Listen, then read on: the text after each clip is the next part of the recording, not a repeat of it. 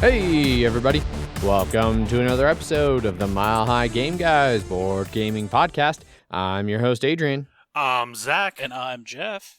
And we are coming to you with another Thursday episode sponsored by our sponsors, Gray Fox Games. They are currently running a promotion for us through the month of November. So if you jump over to their website, grayfoxgames.com, you can buy any of their non-exclusive items, get it in your cart, go to checkout, and then as you check out, and when you check out, in that little promo code spot, you can put in NOVGAMEGUYS, NOVGAMEGUYS,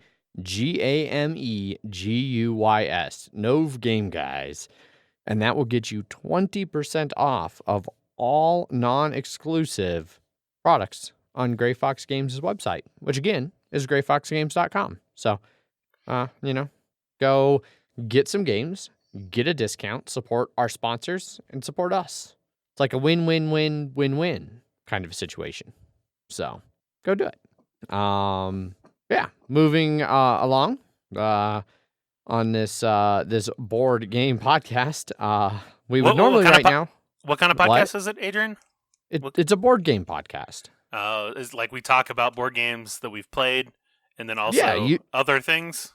And we talk about what kind of games we've been playing lately, who we've been playing them with, things like that. And then usually there's like a small banter section where we talk about other things. This episode though, maybe there's just the other things, because maybe we're all terrible board gamers trying to find a way to play games during a resurgent pandemic, in which our state was in the top 8 of new cases earlier this week, and leading up to an election that may or may not feel like the most important election of our lives, and games didn't get played.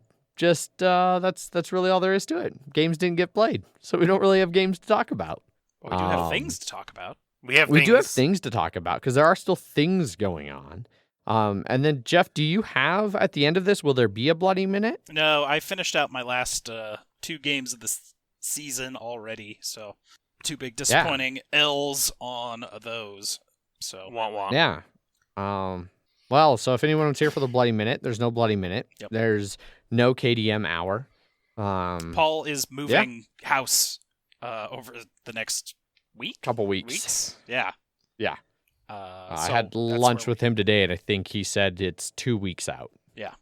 So not so much being able to KDM there while he's moving in the middle of all this. Yeah. So long story short, we don't have any board games that we've been playing, and we haven't been playing with any people because we've been mostly isolating. I don't have a board game I've played, but I do have a board game I've set up. Oh, and I set up. There you go. And I talk about it. And I set up the prologue for Pandemic Legacy Season 0. Oh shit! You got Season 0 in I did. And since the prologue is replayable and you have to learn like the new mechanics and stuff like that, I did kind of go through the Season 0 box and kind of do a setup.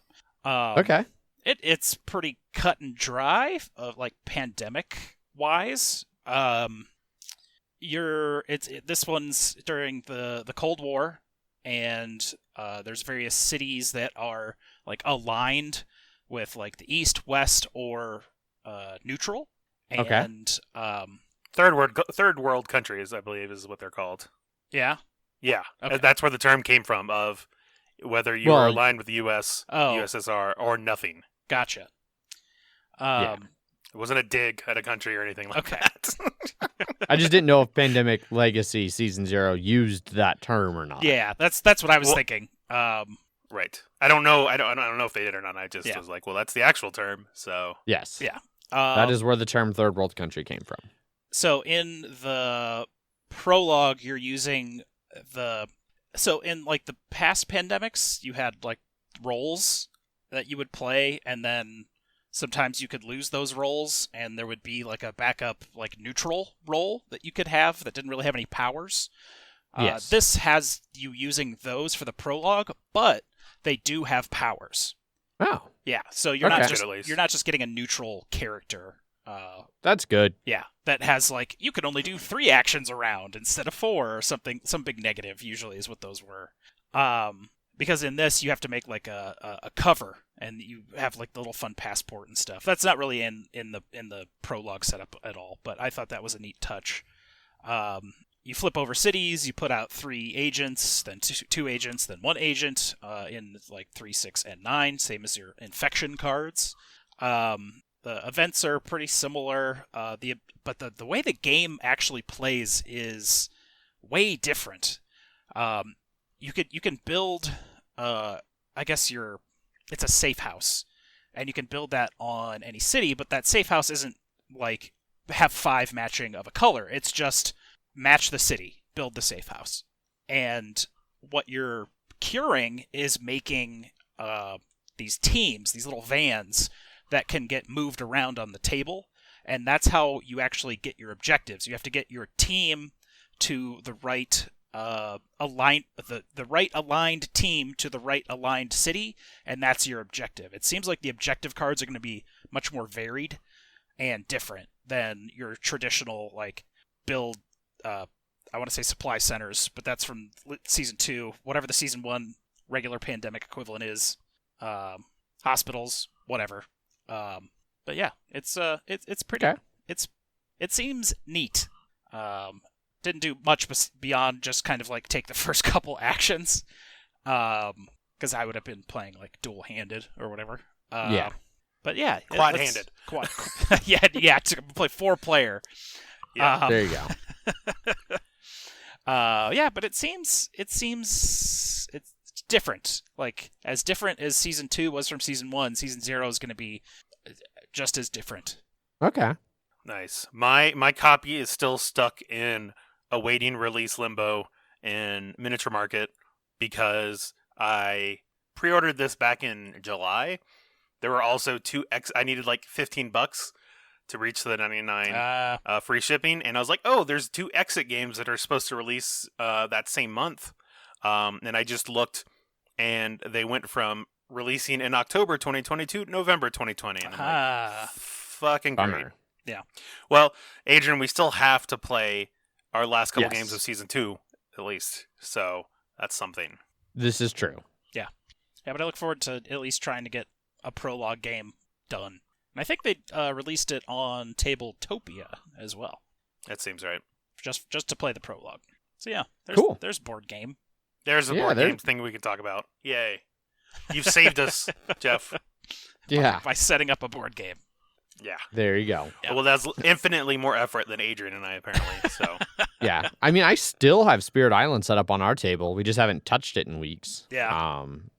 I need to get the copy of Tapestry from you so I can play the solo mode that was made in this new expansion that we have to review. Gotcha. But then he'll need another game to hold up his monitor. So. I was just thinking that. I don't have another one that's quite that thick. I could It's trade. the I could perfect trade monitor stand height. the Legendary Edition Scythe. That's a big box. There you go. Yeah. I could also probably, realistically, I do have other games that I could stick in there. No. Like any one of my 4 Mansions of Madness boxes. Yeah, I got stuff. Anyhow. Yeah, I haven't even played. I don't think I've even played any of the Root app. Board game wise, I did come really close. Steam had like a bunch of digital board games for sale a little while back, and I was real close to getting Spirit Island on there, but I held off and did not. So yeah. Well, I guess we can just move on into banter. Quick note, we are recording this on November 2nd, on Monday. Mm-hmm. It'll release on Thursday the 5th. I don't understand why you're trying to give context. That doesn't seem like anything important going to happen. There is something very major that may or may not happen, and may or may not go smoothly in that time frame. So if you're sitting here, in the future 4 days, and the world is burning to the ground around you, and you're like, how are these guys so like lighthearted? It's because we're in the past, and we don't know the outcome. So that's also where some of this, so all this lighthearted banter we're about to have, maybe it'll be one of those things where you look back and you're like, how they're so naive, sweet summer children. Mhm. Or maybe you'll look back and you'll be like, see, they were ahead of the time. They were being lighthearted the night before. Good for them. Yes. I don't know. We'll see. You don't want to record tomorrow when people will be getting wildly drunk. I do not. In fact, I am awfully tempted to stream our incredibly drunken election edition of Among Us. It might not be the worst thing to stream. So I might throw that one on there. It depends on what Megan and I are doing. I am grilling steaks. Megan and I are having really nice steaks early tomorrow evening before the mayhem. Just to go out on a high note. But after that, maybe I'll stream some Drunken Among Us or something. We'll see. I have been playing Among Us to move more firmly into bantery things. I have been playing Among Us not quite as frequently as it was getting played. And in fact, one of the other times I played recently, there's been a shift where it's harder and harder, it seems like, to get the people I know together. Like Zach, you and Jeff both seem to have been well, that was fun for a week. And it was moved more, on. Paul, you guys keep starting at 10:30 at night, which is 30 minutes past my bedtime. well, that's fair. Okay for you. I know Zach at one point definitely said it kind of wore thin for him. Yes, it got. My problem was it felt like the deduction that you needed to do was more reminiscent of One Night Ultimate Werewolf versus Werewolf, and Yeah. I was not a fan of that game at all. So I was like, That's fair. no, yeah. I mean, basically, when I'm playing that game, it's just like, all right, well, I'm just gonna do my tasks and then not really pay attention to much else. And then it was Zach, blah, blah, blah, and I'm like, well, I was doing these things, and then so it hasn't appealed to me, for that style of game. Yeah, that's fair. I look forward to when it's better. Yeah. But Paul doesn't play as much, and so it's harder to get our core group. So we're playing with a lot more friends of friends of friends. I haven't gone full play with randos yet, which I've heard is just the fucking worst. Oh, that sounds horrible. Yeah. But even getting to where you're playing with friends of friends of friends, sometimes it's it doesn't feel the same for me when I don't have a connection to the person I'm murdering. It's really satisfying. If I get to kill Bob or Paul, or the couple times I may have killed Zach way back in the beginning. I don't know if I ever actually got to kill Zach. You did multiple times. Okay. Yeah, but that's really satisfying. It's ha ha ha, they trust me and now they're dead. There was one night we played where every time I was the traitor, I got Bob as the first kill of the game, 5 games in a row, and he was getting very frustrated. And I felt really bad, but he kept just being where I was when my timer ran out. Which you can't really blame me for that. It's more of a him problem. Yeah. Exactly. But so yeah, if so he wasn't still there, if some he Among wasn't Us. looking like that, it never would have happened to him. So that's what I'm hearing from Adrian. Okay. Just yes. I'm totally corpse shaming Bob here. Mm-hmm. But yeah, so we are playing that tomorrow during the election. A bunch of us. It'll be nice to have some of the group back together. We'll hopefully be playing earlier so more people can join. And we've been hyping it up for a while as what we're gonna do to distract ourselves. And then hopefully I'll get a chance to play a little bit during the rest of the week as well. Depending on how things go. So that'll be nice. Other than that, I haven't really been playing anything super exciting. Certainly not anything new. I'm still slowly grinding my way through Stellaris. Before we sat down to record, I did finish exterminating the last of the precursor species. Or the Fallen Empires or whatever they call them. Yeah, Fallen Empires. That are super, super powerful. And I finally finished exterminating the last of those and got a cool achievement. And so now I am undisputed king of my galaxy. And I still have 400 years left until the end of the game. And so just plugging along, researching the generic texts at the end of the tech tree. And yeah, I'm doing what I can. As the AI just gets worse and worse at handling what happens at the end game. Yeah, which I don't think I've even still quite hit. There was a brief moment where it looked like I was going to have a rogue AI problem with my robotic servants, but then it just went away. So don't know. And then other than that, Megan and I have been playing a little bit of 7 Days to Die still, because they not too long ago had their massive update that overhauled all the graphics and progression system and skills and a lot of stuff like that. Really changed up the game, and so we've been enjoying it. We've got a pretty cool little base going. So that's what we do when we play games together. Although I think this week I'm going to push really hard to try and get another game of Pandemic Season 1 in with her on Tabletop Simulator. Just to try and get that going again and wrap up that campaign. So that's it for me for like video games and like playing things. I have other things to talk about, but I'll bounce it over to one of you guys for a little bit. Have you guys been playing any cool video games or anything you want to talk about? More Hades, Zach, I assume? I'm just trying to get that 32 heat completed. It's fucking hard. I've three times now I've gotten to the second form of Hades, but can't seal the deal. Can't seal the deal with it. What was really annoying was the OP way of doing it. There's one aspect of the gun that you like shoot yourself with the the special, and then you get like bonus damage. That was one that I had absolutely no levels, but like I didn't upgrade it at all. So when I tried a couple of the other things and it didn't work, I was like, oh, maybe I'll look into this one. And then I saw it was at level 1, and I was like, oh, fuck, I'm going to have to play this game a lot in order to get all those upgrades. I've got it up to level 4 now, and I can definitely see the appeal of it, but I also am just not a fan. I'm not a fan of the base gun. So it's like, do I want to win with a weapon I'm not interested in, or do I want to win with something that I actually feel good about? So we'll see how that goes. Other than that, I've been playing more VR. My roommate moved out, and so I've been using her bedroom as just a VR room, which has been amazing. Nice.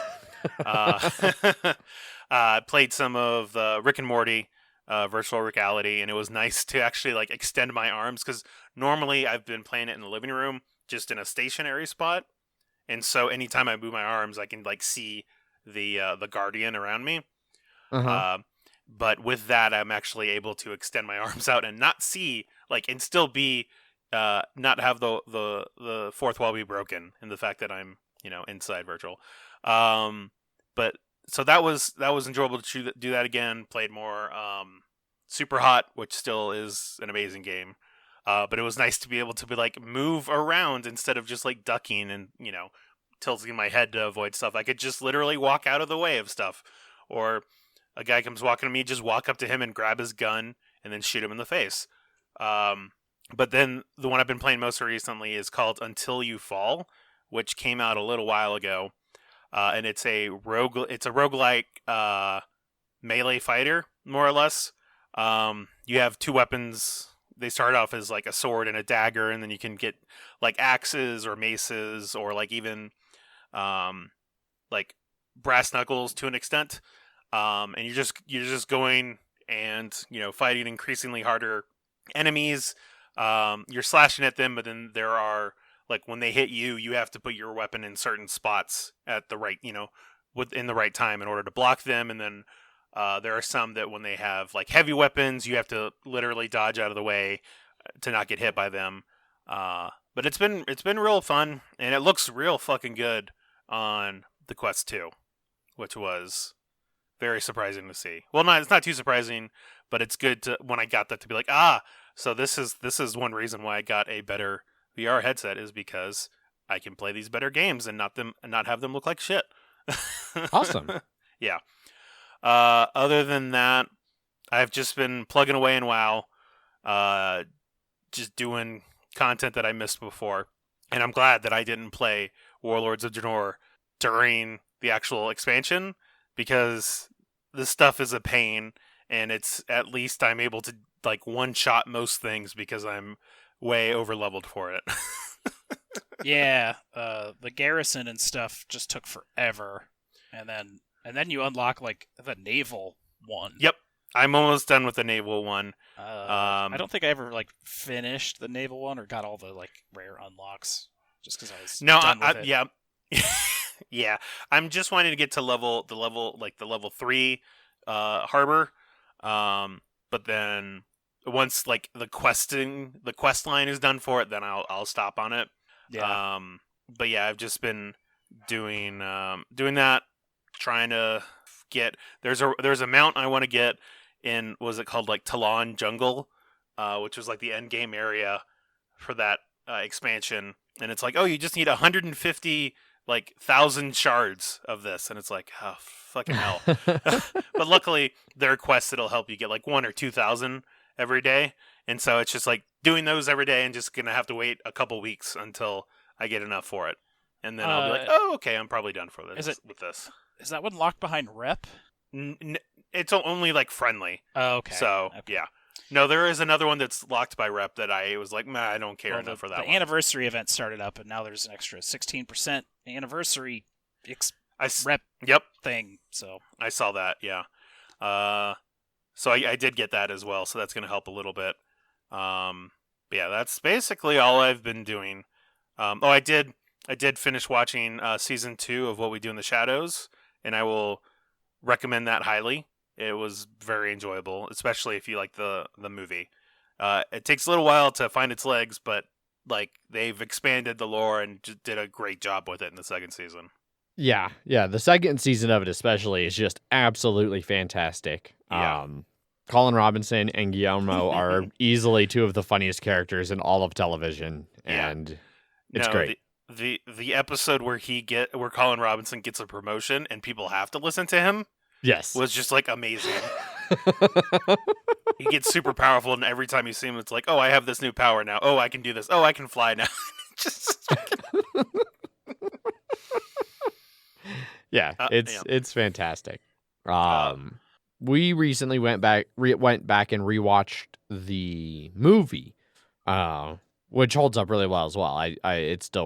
Movie's still great also, with the we're werewolves, not swearwolves. Which, whenever that fucking sequel is supposed to come out, I have no idea, but it's supposed to, it's Werewolves is the expansion, or is the sequel, and yes, that's the plan, but who knows? Taika Waititi is directing the new Thor movie at the moment, so maybe after that, but we'll see. Yes. Have either of you seen his other movie, Hunt for the Wilder People? Oh yes, it's real good. Okay. I've had it recommended a few times. It's sitting, we have it on Vudu, like my family's Vudu account that we all share. It's on there, and I've been meaning to watch it for a while. I think I'm going to try and use that as some also get through the week lighthearted material. Yes. No, it's, that's, the kid from Deadpool 2. That was the movie Julian something. But that's when he showed up in. And him and Sam Neill. So him and Alan Grant just going around, So. I just saw Sam Neill's Twitter account handle, and it's 2 paddocks. Nice. Nice. What about you, Jeff? Any video gaming you wanna rant on about a little bit? I don't think I've been actually playing all that much. Sort of busy. Or movies. We did kind of verge into movies. I watched the new season of Mandalorian episode. Oh yeah, I watched that too. It was pretty cool. Yeah, a lot of callbacks. Yeah, a lot. Or references. Yeah, a lot of references. And then I found out that that Marshall character is actually from a book from 5 years ago. Yeah, it was the first new canon. Oh, Aftermath. Yeah, it was the first new canon Disney book, and apparently that character was in there, so that was weird. Yeah, apparently that backstory part was part of the book, from what I've heard. Yeah. So, but that was a lot of fun. The Marshall's actor was great. He was Ollie fantastic. Oh yeah, no, it was you see him he's hidden behind a mask or a helmet. And you hear him talk, and I was like, "Oh shit, is that Timothy Olyphant?" And I was like, "Oh my god, yes, it is." It was great to see him in that universe. Yeah. When I heard his voice, typecast. Yeah. Oh yeah, it was a great casting for him. When I heard his voice, I was like, "Oh shit, I think I know who that is." And Megan was like, "Huh?" I was like, "I'm gonna be so excited if that's who I think it is." Yeah. I was like, "But I don't know if we'll actually get to find out." And then he took off the helmet, and I was like, Oh, fuck yes, I was right. She's like, who is that? I was like, Timothy Oliphant. She's like, I don't know who that is. And I was like, Santa yeah, you do. Clarita. And I said, like, I said, Perfect Getaway. But she goes, oh, you meant the actor. She's like, I thought you were saying that was like a specific Star Wars character. And I was like, no, no, it's just Timothy Oliphant, the actor, who I love. Yes. Oh yeah. I watched the for whatever reason I didn't even watch the season finale of season finale of season 1 until right before I watched episode 1 of season 2. So apparently I just never watched it, and so I was like, I should probably finish this season before I start the new one. There you go. Yeah, Megan and I we watched it last night, and we were talking about that we should have done a rewatch of season 1. So we might still do that, squeeze that in somewhere before we fully dive into season 2. Nice. So, I do have one more video game that I just remembered that I wanted to talk about real quick. I've been replaying the Master Chief Collection of Halo with my friends, and we just started Halo 3 ODST, which is sort of like a side mission taking place around the same time as like in between 2 and 3. I think sometimes it's in that vague time period. And I have to say, I am enjoying it a lot more than I remembered when I first played. And it might just be like the fact that the ODST weapons you get, which are like silenced pistols and SMGs, are just a lot of fun to use. That we just finished Halo 3 before it, and I think he was of the same opinion that we've been enjoying this one more than we did Halo 3. So, yeah. I think it was Halo. Was it Halo 3 ODST? It came out after Halo 3? Yes, Yeah. it did. Okay. Yep. Yeah, we've been going through playing in release order. So we did Halo 1, but we did the Anniversary Edition, and then we did the Remastered Edition of Halo 2, which I really liked that they let you switch back and forth at will, because you're just like, oh man, this looks so great, and then you look at the other one, you look at how it actually came out, and you're like, oh god, this looks so ugly. Yeah. This is the worst thing I've ever seen in my life. Yeah. But when I worked for GameStop, my store was like in the top 5 for reservations for that game, and we got like a huge Master Chief statue for the store. nice. Yeah, it was super cool. I think my manager still has it in his garage. After he left the company, he took it with him. Nice. Yeah, so we've got this one to finish, and then we are going to play Reach, which is the last one done by Bungie. And then whenever they release 4, we'll get to play that. And then if they ever release Halo 5 on PC, Yeah, then we'll hope to it's play weird. that before And then- Infinite comes out. But it's not that great. Oh, I know Halo 5 is the worst one. Yeah. How How do you want to fight this boss? 6 or 7 times throughout the game. Yeah. And Here's from your what I new remember, boss. It's just the same guy again. Oh, Just- good. just so you know. Perfect. From what I remember, like lore-wise, there's a lot of like, not necessarily books and shit you need to read before it, but it doesn't make it. It doesn't like it's not as internally cohesive as a plot. I stopped playing pretty early in, but just because it felt very different than even 4, because I enjoyed 4 for what it was, but 5 felt very weird, and so I still want to give it another try. At least with my friends. If it's bad, we can joke about how bad it is. Yeah. But yeah, very surprised at how much I've been enjoying ODST. So also that smooth jazz and theremin when you're walking around at night in New Mombasa. All right, that's it. Well, right on. So I watched Mandalorian. And... Yep. Sorry, because we totally took over from you again.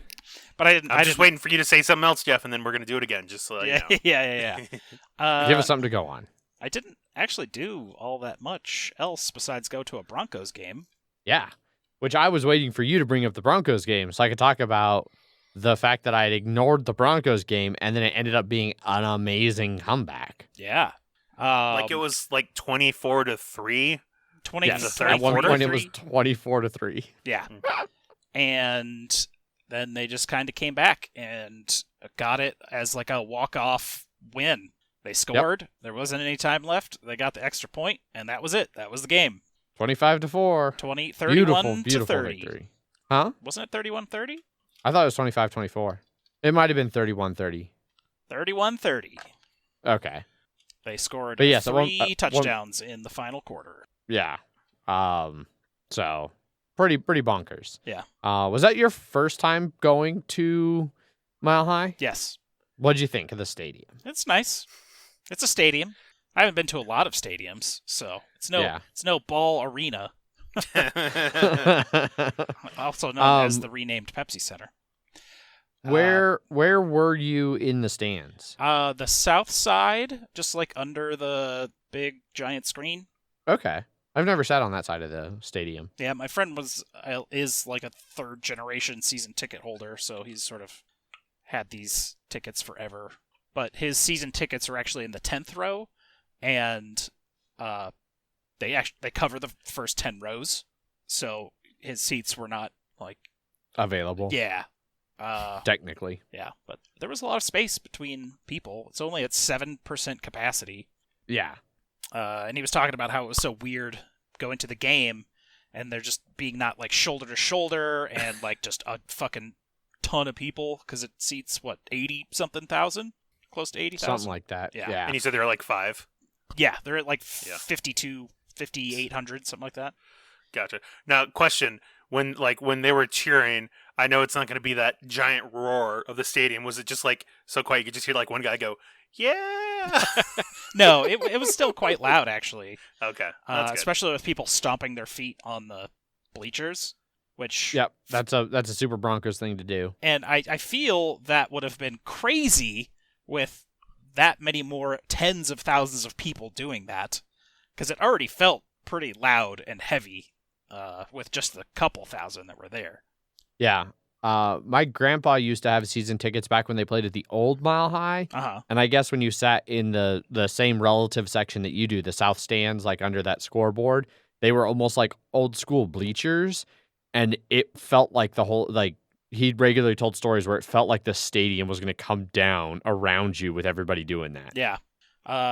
You could just feel it all shaking and vibrating and making a ton of noise. Yeah. They had a ton of like pre-recorded things, things they would normally do in person, but they had them all pre-recorded and on like the screen. So like the recognition for like healthcare workers, and there was this like pediatric Salute COVID the troops testing or something. Yeah, and they had it pre-recorded of them walking out on the field, but they were of course not there. Or like they would have like the cheerleaders out in the center of the field, but pre-recorded. But all the cheerleaders are actually right behind where I was sitting, dancing the whole time, just kind of under the screen. So that was weird. I have now just realized that whenever the opposing team throws an incomplete pass, everyone says incomplete. Yep. Didn't know that was a thing. Yep. Because it's the not something I Chargers can... pass on second down is incomplete. Yes. Yep. And that's not something that came over on TV ever. No, it very rarely does. Sometimes you'll catch it, but Yeah. So little things like that. Got some very expensive beer. My friend didn't charge me for the ticket. He just said take him out to lunch and buy some beer, and I did. We went to Rhine House, got some sausage and a giant pretzel with very tasty sauces and cheeses. But Rhine House wasn't going to seat us because there was a Packers game going on at the time, and they were full, except the whole outdoor patio was empty, and we're like, can we just be sat out here? And they're like, oh, yeah. I guess they just assumed that we wanted to see the TVs or whatever. Oh. And no, we're like, no, we just want to eat delicious sausage. I don't give a shit about the fucking Packers. No. Yeah, so went to a Broncos game. It was the people that work at the stadium were watching everyone like hawks for masks. Like they were constantly walking and watching. I saw multiple times them pointing people out and marking down and be like, hey, you need to make sure your mask is on, because I'm sure there's a certain amount of strikes and then you are just kicked out. Yeah, well, I'm sure because they had to do a whole thing where they submitted a special proposal to the city to be like, hey, we can enforce this and make this work. Please let us have at least some fans. Yeah. And they were the heavily city agreed. enforcing. That is Good. for sure. All the bathrooms Good. were like shut down and like dividers between urinals and stuff. I'm not sure if it always had touchless like bathroom stuff, but I think so. sure was now. And we went over to Nice. Strange to get our ride for my friend's girlfriend. Had a beer at Strange. It was quite the end. My friend was very intoxicated and very excited about them coming back and winning. Awesome. Yeah. I totally I ended up being fairly busy at work on Sunday, and like at one point on my like late lunch break, I looked on my phone and I saw that it was like that 24-3, and I was like, oh well, glad I didn't waste time on this fucking shit. Yeah.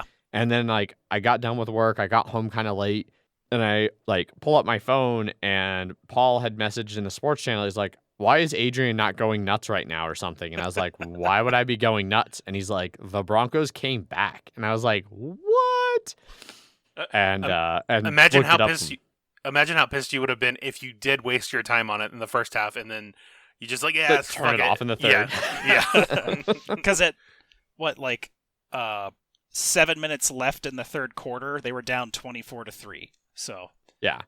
Paul like shared in that Slack channel like a great graph of like the Chargers win probabilities.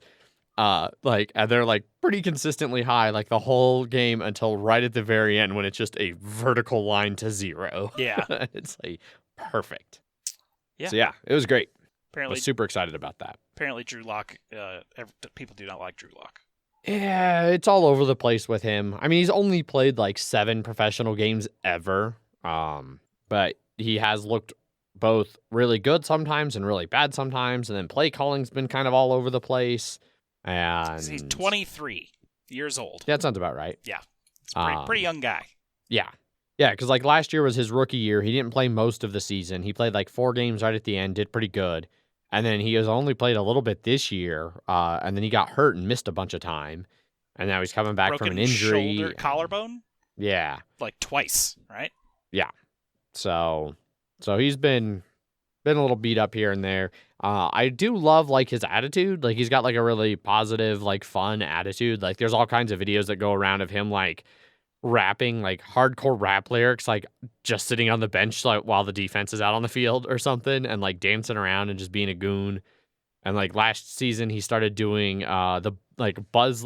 So I don't know where it came from, but like he started doing like the Buzz Lightyear laser wrist thing after touchdowns. That was pretty funny. Like using his little like quarterback arm play calling sheet, like it was like a little laser pad for Buzz Lightyear, stuff like that. So he seems positive in that regard. You know, he's not some douchebag quarterback like Jay Cutler was. Yeah. But Even the Bears Yeah. hates Jay Cutler. everyone hates Jay Cutler now. For good reason. Anyhow, I think that should be enough bantery things. So we didn't have board games to talk about, but we did give you a good solid amount of banter. Yes. Like we mentioned, no Bloody Minute, no Kingdom Death, none of that stuff. So we're going to move right into some news and Kickstarters. Yes, news. First up in news this week, we have the BoardGameGeek Secret Santa is starting up. Yeah. So I've never participated in this, but I know it's a big thing. The BGG Secret Santa going now. You spend at least $50 on a board game that you send to another random Board Game Geek person somewhere in the world, and then someone else spends at least $50 on a board game gift to send to you. And then if you participate, you get a micro badge. So they've got it's up now. You can go jump over to BGG and read all the rules and register and everything. Whole bunch of stuff about how to do it. And like a key part of it is making sure your wish list is actually up to date, because the game you're going to get sent is probably going to come off your wish list. 10 of it, they want you to have at least 10 currently available and affordable games. So, normal Secret Santa type stuff. I suppose if no one knows if someone on here doesn't know what a Secret Santa is, like it's kind of what I just said. Like everybody buys gifts for each other secretly, so you don't know who's buying you a gift or what gift they're buying you. You just know that you're going to get one. And so Well, it's just you a have fun the way high to share things probability around. of getting one. 'Cause Yeah, there's yeah. always the chance you get some asshole. Especially on a big random one like this one. So hopefully it should go pretty smooth. Yeah. And there are some people, I guess, like they do have an option. Like if you don't actually want a gift, you just want to do something nice for somebody, you can sign up and check a box to be someone who only gives a gift, just to kind of increase the pool of gifts that are going out there. So, yeah. So if you want to participate in some BGG Secret Santa stuff, you can do that now over on BGG. Next up in news, Critical Role has announced a publisher that they will be working through for tabletop games. Yeah, less even working through, like they Creation own and of. yeah, they've created their own. So Critical Role continues to become almost its own full-on media entity, which is pretty impressive. Because they did their whole Kickstarter for a whole comic TV show, like cartoon. That's the word I'm looking for. Cartoon show based on their first campaign. But so this new one, it is Darrington Press is the name of the publishing company. Ivan Van Norman is going to run it. Matt Mercer, who's the head DM and like kind of the founder and everything, chief creative officer for Critical Role, he's going to be creative consultant. The Ivan Van Norman guy, he used to work as a producer on Will Wheaton's Tabletop. He was the executive producer for International Tabletop Day. And he is a co-owner of Hunter's Entertainment, having worked on things like Altered Carbon and Outbreak Undead. And he's also consulted for like Wizards of the Coast and stuff. So he's got pretty good background in like game and game adjacent spaces. They've announced a couple games already. First quarter of 2020, their first game will be Ukatoa, which they are calling a tactical game of semi-cooperative card play, where you play as factions of sailors who are trying to be the last one to be claimed by a sea leviathan named Ukatoa. Then they have that's all based in their world that they created, right? Yeah, Ukatoa is a god from this second season. He was a patron of one of the players' warlock characters for a while until that character renounced him. So that's totally like in-universe game. Then in second quarter 2021, they're doing Critical Role Adventures, which is a cooperative legacy light campaign game. And that's again going to be kind of in-universe. You'll be able to take on roles from the Vox Machina band, which that's their season 1 group. Third quarter 2021, they're doing Syndicult, which is an original modern magic role-playing game in which mob families jealously guard secrets and battle for power, based on a simple storytelling dice mechanic. And then their final one that they've announced is fourth quarter 2021, and it's Guardians of Matrimonia, a cooperative card game using pre-built decks, where you face off against a deck of party-crashing monsters. So that's Well, that's it. good. That's good for them to like, hey, we're creating this company, and here's a bunch of games that are gonna be coming out for it. So Yes. that's good for them to come out with stuff in the pipeline. Indeed. So yeah, whole bunch of a little bit more stuff like about the background of Critical Role and everything on this article. The article's in fucking Forbes. Like that's how major Critical Role is now. That they're getting put in Forbes. But yeah, so good stuff there. Moving on. Last up in news this week, speaking of big people making a new publisher, a bunch of ex-Blizzard executives have created a new tabletop company, Warchief Gaming. Yeah. So this one is being started by Blizzard's former senior VP of Story and Franchise Development, Chris Metzen, and their former Vice President of QA, Mike Gilmartin. Previously, Warchief Gaming was like their little tabletop gaming club. that they founded a couple years ago, and now they're bolstering it all the way into a full-on development studio focused on creating tabletop games and telling stories. The members-only club they run will still keep going and will be at their headquarters in Orange County.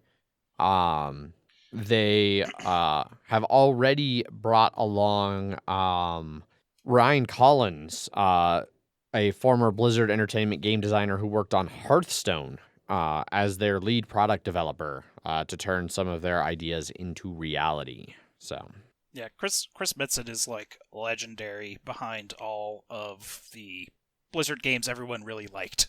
Yes, and the voice of Thrall. So he does like a ton of voices, and he still comes back and does all the voice acting for like even current World of Warcraft. Yeah, he's been gone since 2016. 2016. Looks like. Yeah, 4 years ago. And I'm assuming this is right around the time that their non-compete clause ended. So, yeah. Because right around this time, other people that left Blizzard created 2 video game studios. What was it? Dreamhaven or something like that? And Bonfire Studios, I think was the other. So let's see. It was former Blizzard president Mike Morheim, his gaming startup Dreamhaven, and then former StarCraft production lead Tim Morton started Frost Giant Studios, and then the entire thing was, I think, what you named. Like, that was like the company, but like within the company, there were already like 2 separate studios. Rob Pardo left when Chris Metzen left and went and made Bonfire Studios, and Rob Pardo was a lead designer on WoW, but they left on like the same day. Yeah, but it doesn't seem like they have anything announced yet for it, unlike the previous article. But I'm definitely interested. With that pedigree, I bet they would come out with some good stuff. Yeah, undoubtedly. Yeah. Mm-hmm. Although it would have been real funny if they're like, we're going to make a new tabletop thing, and then they're the ones that released like Small World of Warcraft. Be like, yay! Have you played that at all yet, Jeff? No. Have you even opened it yet? Yes. Okay. It is punched.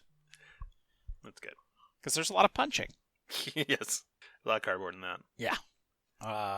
So yeah, I look forward to whenever they get some stuff rolling for this. But it'll probably be a while before we hear anything. Indeed. We'll start releasing information before the end of 2020. So next couple months here, we'll hear something, and I'm sure it'll be on this podcast. Indeed. As long as we make it past tomorrow. Yeah, that's it for news. On to Kickstarter, which we begin with Nova Aetas.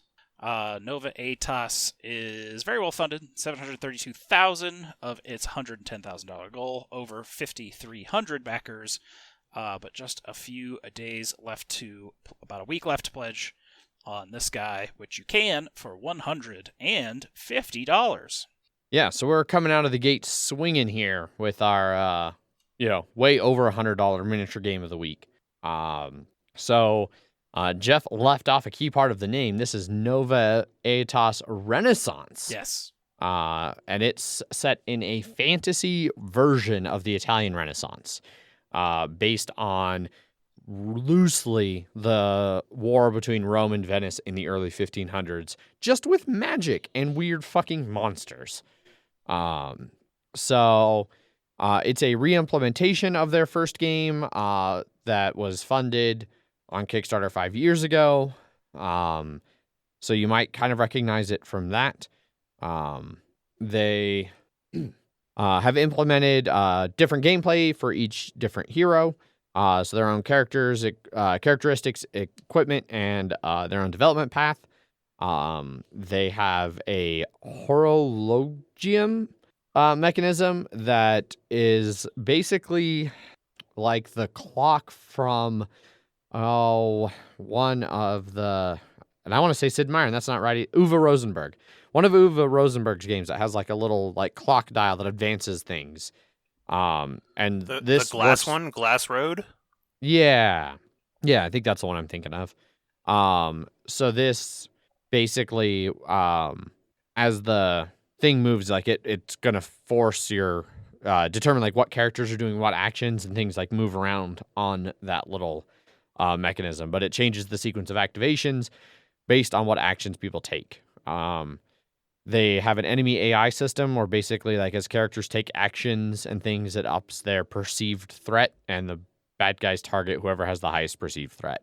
Then they have a end game like game session thing that takes place between missions that allow you to visit villages and cities to trade, get new equipment, acquire secondary missions, side quests, things like that.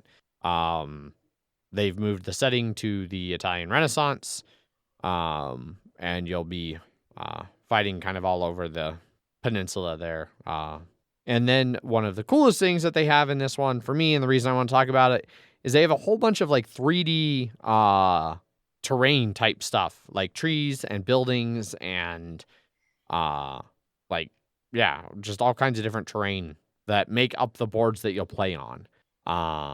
Like, where'd it go? Amongst all their other redonkulous stuff. But yeah, like the foldable character sheets. Like you put your character sheet in between these two cardboard, like this foldable piece, and it becomes like a dual layer board without having to be built in.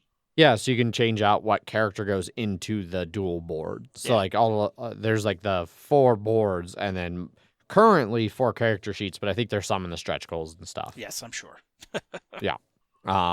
Shit ton of ridiculous miniatures. A lot of them are vaguely, I mean, like it's Italian Renaissance stuff. So for me, it comes across very Assassin's Creed-y. In fact, they actually have an Altair mini that is fucking Assassin's Creed. Like, don't let EA see that. They'll be it's upset. Literally, it has to be licensed because that's him from the game with the same name. So yeah, I can only assume they actually did license that.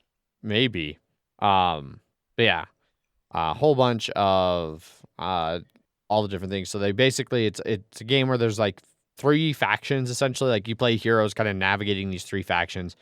There's the Venice and the Roman, the Venetian and the Roman troops, and then there is the it's got to be Latin, and I don't know how to pronounce Latin. Primaevi, I don't know. Primaevi. And those are like the weird mythical monsters and things. So like the big one of it that's called the Bully is definitely a Minotaur. You know, and there's like a Cyclops and fawns and chimeras, things like that. So, and yeah, so you go on adventures, level up. There's a 100-page campaign book that walks you through a bunch of crossover stuff for Black Rose, which is one of their other games that they've done. There's literally the Mandalorian. Where's the Mandalorian? Medicio. I missed that one. Yeah, he's got his little child with him. Is that one of like the add-ons or something? It was right next to the Altair's picture that I was looking at, like right underneath. Oh, okay. Because he's definitely not next to the Altair mini. No, just in the under the heroes thing. Yeah, that's definitely. And then down in the actual like add-on expansion, it has the same like font as the show. Oh, great. Yeah. Oh, yeah, I see it. Medicio. Yeah. Yep, definitely 100% Mandalorian. Jesus Christ. $12, you get yourself Mandalorian. Yeah. So they're up to a bunch of minis not minis, heroes now. 2, 4, 6, 8, 9. This is gonna get Zombicide level ridiculous here pretty soon. Yeah, it seems to be very much what they're going for. Yeah. But yeah, dynamic campaign, unique heroes, all that stuff. Systems of missions guided by cards, and the campaign book give you different twists, making even the single mission different to replay. Different subplots all intertwined through everything. So, I don't know. Some of it looks kind of cool. Like, the minis look sweet. The art style's nice. The terrain, like the buildings and stuff, look like good thick punch board that you assemble into, like, buildings and trees and stuff like that, and that's cool. And this company did that DEI game that was, like, the post-apocalyptic Frozen, and it had all of that raised terrain between all the different areas. So shit. Okay. So they've done stuff like that in the past. Okay. Also scrolling down here, I do see that they have their first stretch goal for Altair, copyright 2020 Ubisoft, all rights reserved. Yeah. So it's legit. Officially licensed. Yeah. I doubt that's true for the Mandalorian knockoff, but Yeah, that's why he's not called Mando or Mandalorian or Yeah. something. Yeah. I don't know. If you got well over $150 to blow on this and all of its stuff, might be something you'd be interested in. And then you can go wait check it out. a year and a half for the 1.5 rulebook to fix the game. Yeah, Like it seems also like potentially all these true. games always seem to have. Yeah. Yeah, But you get all the sweet minis up front at least. it's true. So, but yeah, that is Nova Aetas Renaissance. Next up on Kickstarter, we have a Shogun no Katana. Pretty well funded, $65,000 of its $35,000 goal. 720 backers, about 2 weeks left to pledge this guy, which you can for its most popular deluxe edition level of $104. Yeah. So this is a So Shogun no Katana is a strategic Euro game for 1 to 4 players that will take 1 to 3 hours to play.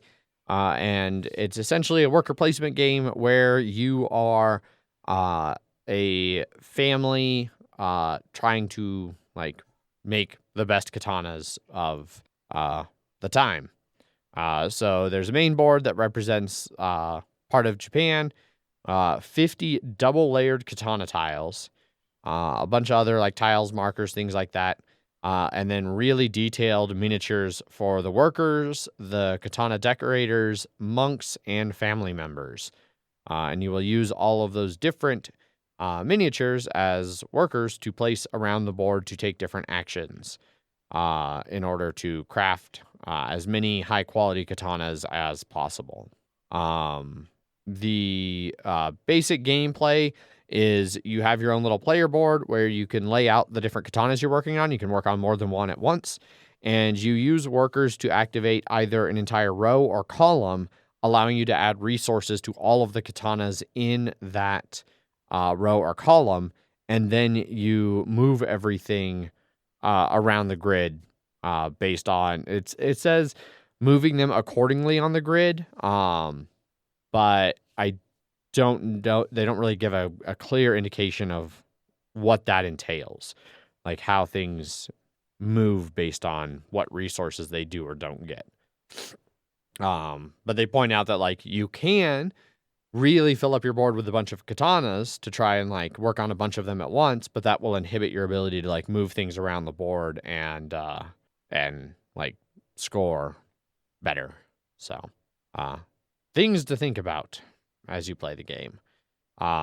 There are like a bunch of different worker placement areas, like the palace and the academy. The palace is where you send like family members. The academy is where you send like your decorators and things like that. So they're just different specific little worker placement areas where you're going to be placing different types of workers. So it's one of those games kind of like, I don't know if the mechanics are going to feel at all the same, but the idea seems similar to me to the Cold War bomb building games where you have like engineers and regular workers and then like scientists. Manhattan Project? That's the one. And they all kind of have their own different spots that you have to have the right type of worker to go to. And then it seems the worker placement has like a horizontal and vertical effect for when you're actually crafting the katanas, which reminds me of that construction game. I think I know what one you're talking about, but I'm drawing a blank on it as well. No idea. Construction game. It's the one where you only ever played on the expert version because the basic one was dumb. Yeah. Oh, Quadropolis? Yeah. Yes. That's the one. Gotcha. I was going to say Men at Work. But No. that's No, a different not construction quite game. the same. That is worker placement. Yeah, it is. I suppose in the strictest The most literal definition. So you mean the most correct way? Yes. Anyway, so that's the basic gameplay of this one. It seems kind of interesting. I like that idea of the puzzle of like activating different rows and then that moves them around and like trying to formulate a good strategy to like activate that the best you can. The minis look really cool. They have a bunch of unique ones. That's been some of their like daily reveals, is like the new like unique sculpt that everybody's gonna get. There's still a couple stretch goals to go, things like that. They got a bunch of add-ons and stuff that seem largely unnecessary. The metal coins are cool. They're like the Japanese style ones where they got like the square punched in the middle of the one coins, and then the other coins aren't round. They're like a ovalish. There's like a special metal katana display. You know, it has new game rules, so it apparently somehow works in the game, but I don't know. Doesn't seem all that interesting for add-ons. But yeah, gonna come with an insert. Not from anything fancy that I see, just an insert. So yeah, that's Shogun no Katana. Go check it out. Next up on Kickstarter this week, we have Pachakuna. That's what I'm gonna say. Pretty well funded. 39,000 of its 22,000. Well, hang on, let's update. 40,000 of its $22,000 goal. Over 662 backers. About 3 weeks left to pledge this one, which you can at $43 at its most popular pledge level. Indeed. Let me back up. I was on the pledge page, and then I realized I didn't know what pledge I wanted to do for it yet. So we'll just back up. So Pachakuna is a strategic 2-player game with a unique modular board and includes a cute little original Bolivian bag.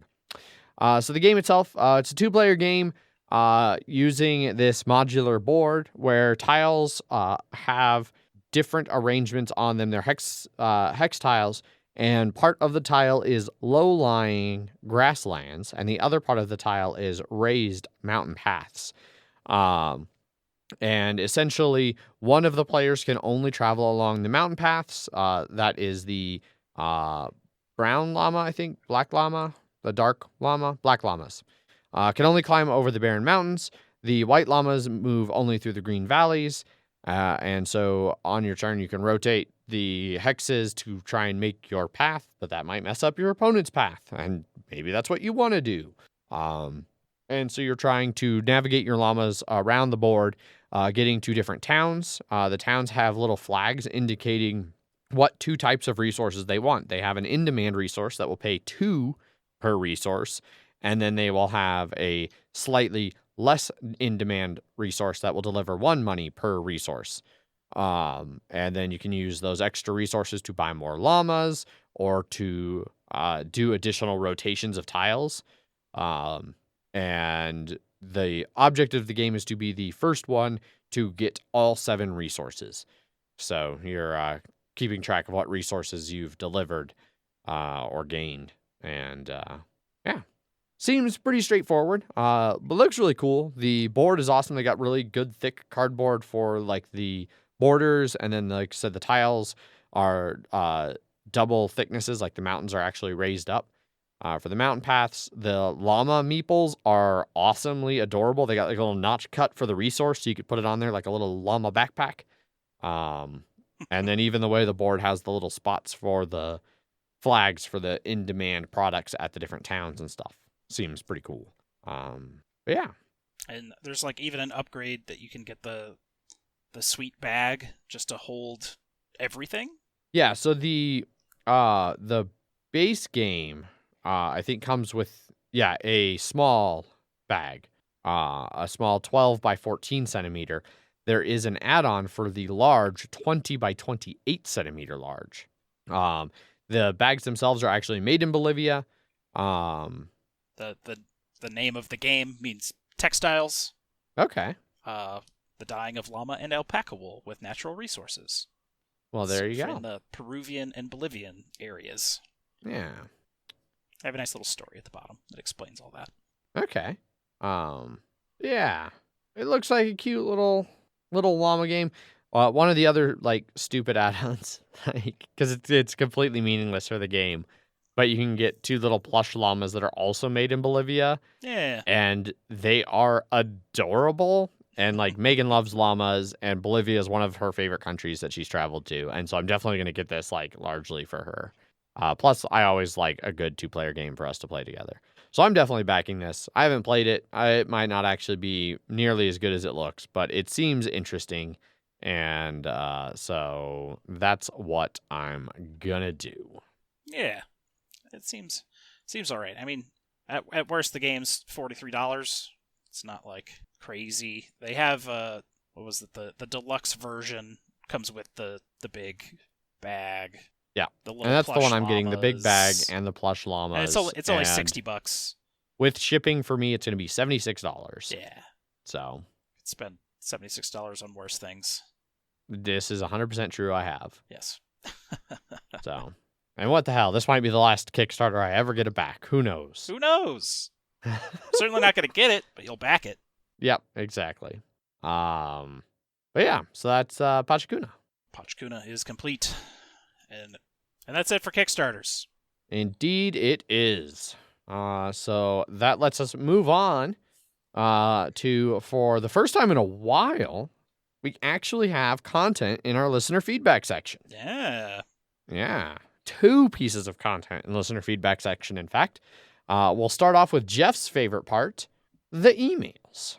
Emails at milehighgameguys.com if you would like to send us an email. And I get to read my email off of my new phone. So that's nice. There you go, buddy. Zach really appreciated the extra fidelity on the camera when I sent show notes. Yeah, when he sent it to me, and I looked at it for a second. I was like, "What is going on with this picture? Why does it look so weird?" And then I was like, "Oh, it's clear. It's super clear. Got it." I usually crop and zoom after I take the picture, but right. But now you can't even tell that I do that. No, you can't. No. Anyway, emails at milehighgameguys.com. This one comes from Boyd. Election Eve. Hello, gents. Now that my mom's in a hospital 2.5 hours away from home, I've been driving more, which means I've also been catching up on MHGG podcasts. So thank you for continuing to record episodes, but I need a 5-hour episode to last me both directions of the drive. The last episode was a step in the right direction, but I need more. Maybe Jeff can take a deep dive on Blood Bowl or 40K. Adrian can read a short story. Just please don't use your female voice, also known as Nightmare Fuel. Maybe Zach can detail WoW and make me glad I didn't ever dive into that rabbit hole. Just do all 3. Did you all hear about the root game Adrian played with Matt, Cassandra, and Candace? He lost when the Space Marines defeated the Orcs, but I might have gotten a detail or 2 wrong.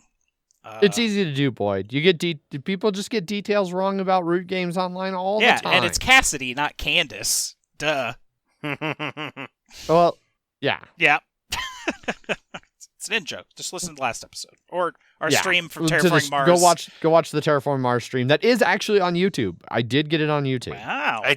I did ask him before I finished editing the episode. I was like, Adrian, on here you said people can give you a lot of shit if it's not up. Is it up yet? And you're like, it's uploading now. And I'm like, okay. Yeah.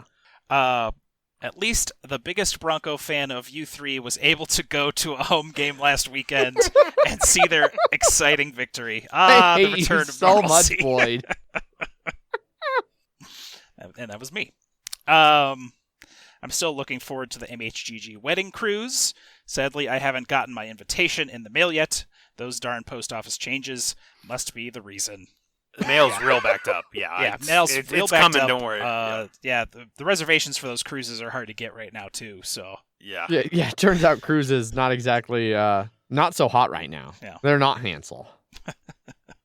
Also, I saw a board game podcast that called it quits a while ago. I can't remember the name, but that's one more spot y'all are closer to winning the Golden Geek Award. You could probably go ahead and spend the prize money. We'll just buy golden microphones for all of us. Yes. Which would be horrible microphones. That would not. No, that would be bad. Yeah. Well, tomorrow's election day, so it's time to get in my bomb shelter. I'll open the hatch in a month to see if it's safe to come out. Good luck, everyone. Andrew. Thank you, Andrew, for the fantastic email. I had failed to read this ahead of time, and I'm glad I didn't because it was a roller coaster of emotion. I like that my phone is like giving me the ability to just respond with like a quick email. And its three options are just thanks for the update, congratulations, and just wow. Yep, that's what it's showing in my browser too. Awesome job, Gmail, at responding to Boyd. Oh. And that's it for emails at milehighgameguys.com. Indeed it is. And the last little bit of listener feedback we have is from Paulo's Corner over on YouTube. He comments on episode 206, Trash Can Mech, which was last week's episode, or 2 weeks ago's episode. He says, "Hey there, I'm still alive. Campaign No, trail it was is last week's. Remember? We skipped 2 weeks ago. That's right. Yeah. It was 2 weeks ago we skipped. Yeah, so last week's episode. Okay. Hey there, I'm still alive. Campaign Trail is an awesome game, and I usually don't like area control games. The debate mechanic is fantastic, but really, the game is superb. It's been a hit with everyone I played with, and to show that there's a group here in Portugal for lots, and I mean lots of copies of this one. A group buy here in Portugal. So, they put in a big old group buy for the game, so... Well, Adrian and I both backed it. Yep, so, we did end up backing it. Yeah. Which means I don't have to, because I'll know 2 people that own it. There you go. Yes. Indeed. Yeah. So, that's the comment. He ends with just I mean lots of copies for this one. That's just the end. I didn't, get distracted or anything. So, thanks, Paulo, for returning to Paulo's Corner. Glad to get to hear from you, that you're still out there. That's it for listener feedback. If you would like to get a hold of us, there are numerous ways for you to do so. You can always be like Andrew and send us an email. Emails at milehighgameguys.com. You can also find us over on Twitter, where I tweet under at MHGameGuys. I am Zach_MHGG. And I'm Jeff_MHGG. We have an Instagram account at MHGameGuys. We have our Facebook page, facebook.com/MHGameGuys. Our website, milehighgameguys.com, has show notes for older episodes. Hasn't been updated in a while. That's something we need to get on top of at some point soon. But in those old show notes, there are links to things that still exist and do work, like our Slack channel. So you can come and join and talk shit about the Broncos being not very good, or the Broncos coming back in the sports channel. If you're in the Denver area, you can participate in all kinds of ridiculous conversations about food and weather and whatever things are happening here in the local area. And then there's gaming going on in the board game channel and stuff like that all over the place. You can also come dread about the results of the election in the news and politics channel, if that appeals to you. But really awesome place full of a lot of awesome people. Highly encourage people to come join the Slack. And our BGG guild is guild number 2731. There's not a whole lot over there, but there is a thread up there that is running where we are still taking questions for a Q&A episode. And right now we're just piling up questions. And one of the first times that we are able to get back in studio together, we're going to do another Q&A episode, because those are always just best when we're all here together and can kind of riff off each other and the questions and all of that. Plus, this gives it time for there to just be an absolute shit ton of them. So it should be a really good time when we eventually get around to doing that. So any questions you have for us, jump over to that BGG guild, throw them in the thread there, and it'll be great. And lastly, you can always follow us over on our Twitch channel, twitch.tv/MHGameGuys. We did a stream 2 weeks ago for Terraforming Mars on Tabletop Simulator. Thought that went pretty well. We're working on getting another one going, maybe do something at the end of this week. We haven't fully decided on what game or what day. It'll probably continue to be fairly impromptu until we really settle into some kind of rhythm again with that. And then every other Tuesday is the Mile High Dungeon Delvers, our D&D stream over there on Twitch. So things to watch still on Twitch and engage with if you feel like doing so. That's all the ways to get hold of us. I got them all out. Yeah, that's pretty much everything for this episode. I do want to take some time and really give a huge shout out to all of our patrons on Patreon who have continued to stick by the show, especially as in the time of COVID, things have kind of been all over the place and our quantity has decreased. quality, probably within the same, Margin of error that it's always been. Yeah. But we really appreciate you guys sticking by us. Earlier today, I saw both Nick and Josh mention that we were one of the only, in a different Slack channel, people were talking about podcasts and how they'd been listening to a lot less podcasts, and both of them mentioned that they had been listening to less, but we were still a podcast they listened to. And so for everyone who still does listen and still does support the show, we really appreciate it, especially because I know things are super weird in the world right now, and there's a lot of other priorities and things that might be more important than listening to us three random assholes talk or about board games and or local fucking weather. So we appreciate you all sticking by us. Thank you. Yeah. Also, big thanks to our sponsors, Gray Fox Games. Their latest Kickstarter campaign trail 2nd edition wrapped up just a few days ago. Was very successful. $124,000 raised for the overall campaign. I don't remember what their initial, what their goal was, but they beat it. $20,000 goal. And there will be a pre-order option that will pop up a little bit later once they get the pledge manager and everything up and running over there. And as you just heard from Paulo in Paulo's corner, it's a very good game. He vouches for it, and there's a big group buy order going to Portugal for this game. So a couple copies coming to Denver, bunch of copies going to Portugal. Keep an eye on their website, grayfoxgames.com, for the pre-orders to get a copy to go to you. And don't forget that if you do buy things off of grayfoxgames.com, you can use the promo code NOVGAMEGUYS, NOVGAMEGUYS, NOVGAMEGUYS, to get 20% off of any regular priced non-exclusive item on the Gray Fox Games store. So go use that while you're over there. Jeff, do you have a prepared statement about our sponsors? Absolutely. Gray Fox Games, quality games, cleverly crafted. Also, I raised you. I loved you. I've given you weapons, taught you techniques, endowed you with knowledge. There is nothing more for me to give you. All that's left is for you to take is my life by your own hand. One must die, and one must live. No victory, no defeat. The survivor will carry on the fight. It is our destiny. The one who survives will inherit the title of boss, and the one who inherits the title of boss will face an existence of endless battle. Jesus. That was dark. Yeah. Fitting, but dark. Right on. That wraps up the episode. Thanks for listening. As always, I've been your host, Adrian. I am still Zach. And I'm Superfan Jeff. Bye. Bye. Bye.